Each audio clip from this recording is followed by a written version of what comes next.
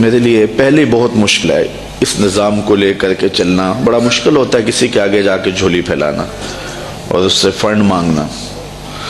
مجھے بڑی اچھی طرح یاد ہے کہ ایک دفعہ میں ایک شخص کے پاس گیا تھا تو وہ گھومنے والی کرسی پہ بیٹھا تھا اور رخ پھیر کے دوسری جانب کر کے ساتھ والے ساتھی کو کہنے لگا آپ کا کیا حال ہے. تو میں وہیں سے اٹھ کر کے آ گیا تھا.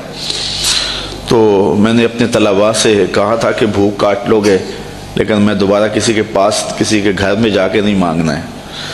ہم اتنے پریشان تھے کہ حال دل سوزاں، ان سے بھی کہا کہ جو غم گسار نہ تھے. خیر میں نے ایک بات اس کو ضرور کہی تھی. میں نے اس کو یہ کہا تھا کہ میں اللہ کے فضل سے اپنی ذات کے لیے ایک پائی کا بھی روادار نہیں ہوں. یہ سوکھا کام نہیں ہے، بڑا مشکل کام ہے. میں اس پورے مجمع میں کہہ رہا ہوں، پوری دنیا میں کہتا ہوں کہ کوئی ایک شخص بھی اٹھ کر کے میرا طلب کرنا تو دور کی بات ہے، میرے رویے کا لالچ بھی بتا دے تو میں دین کا کام کرنا چھوڑ دوں گا. میرے رویے کا لالچ بھی کوئی بتائے، یہ چھوٹی بات نہیں ہے، بہت بڑی بات ہے. میرے والد گرامی نے مجھے جو وصیت کی تھی وہ یہ تھی کہ بیٹے دین کو کاروبار نہیں بنانا. اگر شوق آ جائے دولت جمع کرنے کا، اگر یہ طلب دل میں جاگ جائے تو پھر کاروبار ہی کر لینا. آپ کو اللہ نے ہاتھ پاؤں دیے ہیں، کوئی کاروبار کر لینا، دکان پہ بیٹھ کے رزق کما لینا. تو دین کو جو ہے وہ روزی کا اڈا نہیں بنانا.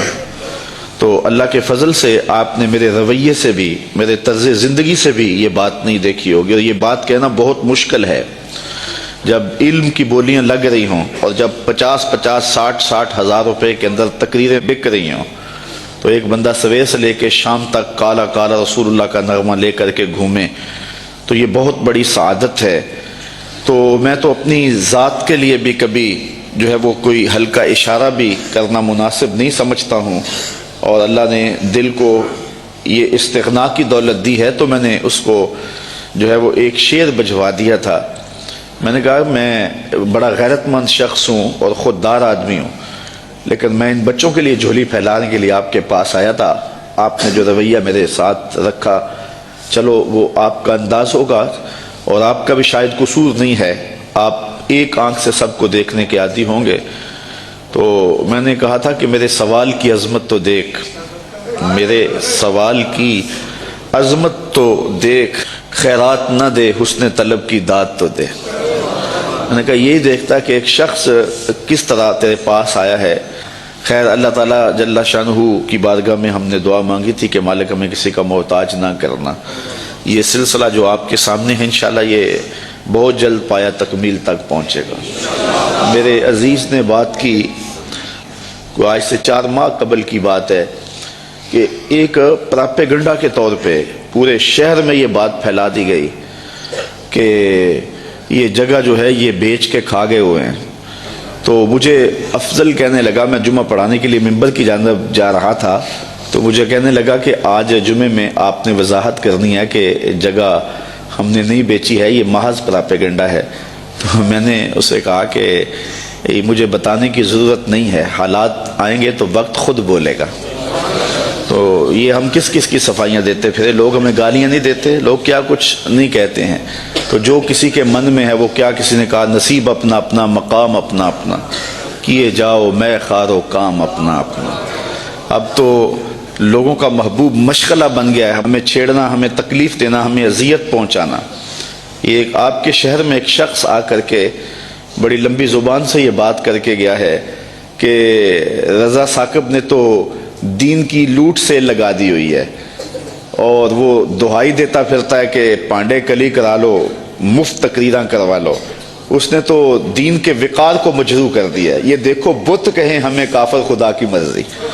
یہ بھی وقت آنا تھا کہ جو دین کو بیچ رہے ہیں وہ کہہ رہے ہیں کہ یہ دین کی لوٹ سے لگا رہا ہے اور اس نے جو ہے وہ یہ کیا تماشا بنایا ہوا ہے، یہ دین کے وقار کو مجروح کر دیا ہے، دین کو سستا کر دیا اس نے اور اس نے لوٹ سے لگائی ہوئی ہے، یہ مفت تقریریں کرتا ہے.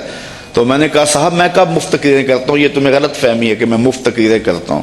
تم تو 40,000 میں بک جاتے ہو اور میرے سامنے تو بندہ اپنا آپ بیچ دیتا ہے، ساری زندگی پیچھے پیچھے رہتا ہے. تم تو 40,000 میں اپنا سودا کر لیتے ہو، وہ تو ساری زندگی نام لگا دیتا ہے.